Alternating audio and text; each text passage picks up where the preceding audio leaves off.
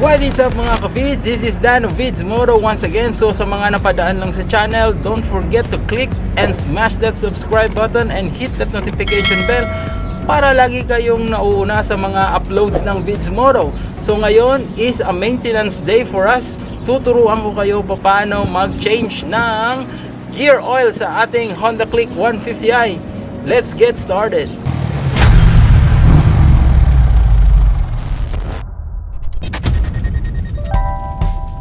Okay mga ka-vids, ito yung kailangan natin para sa pagpalit ng gear oil. Siyempre, ang gear oil na gagamitin natin ay Honda Scooter gear oil na may 120 ml. Next, we need a 12mm socket wrench, an oil pan, and a syringe na may hose. Itong syringe na to ay binili ko lang sa Mercury at itong hose na ito yung ginagamit sa mga aquarium. Una, i-drain muna natin ang lumang gear oil. Yung drain plug is located below the speedometer sensor na malapit sa may brake. Use the 12mm socket wrench to remove the drain bolt.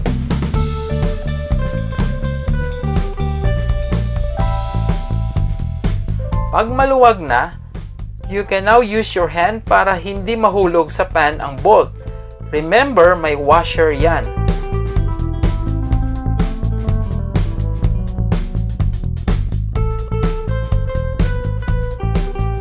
Remove the other bolt, yung katabi niya, para free-flowing ang oil.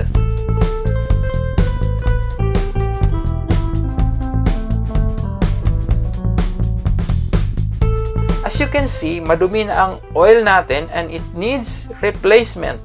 Usually, nagpapalit ako ng gear oil every 2 months regardless of kilometers na na-travel. Next, put back the drain bolt. Dapat malinis bago ipasok ang bolt.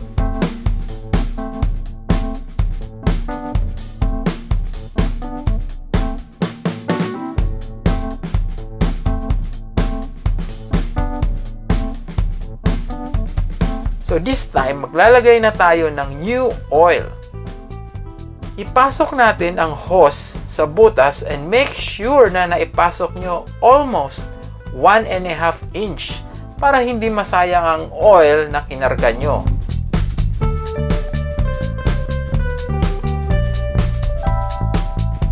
Start nating ibuhos sa syringe yung oil. It will automatically flow basta itaas nyo lang.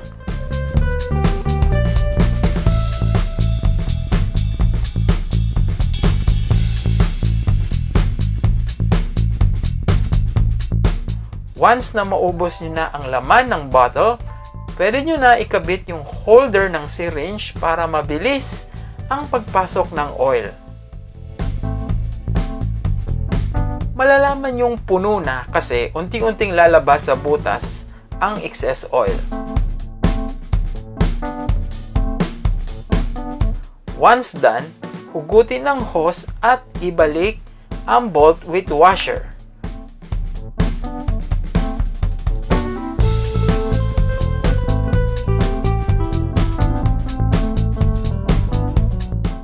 So that's it guys, job done.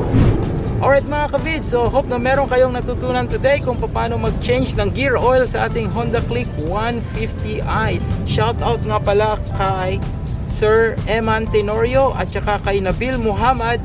Salamat sa pagsuporta, and sa mga hindi pa nakasubscribe dyan, mag-subscribe na kayo para lagi kayong una. So this is Dan of Vidzmoto. Ride safe and see you around guys.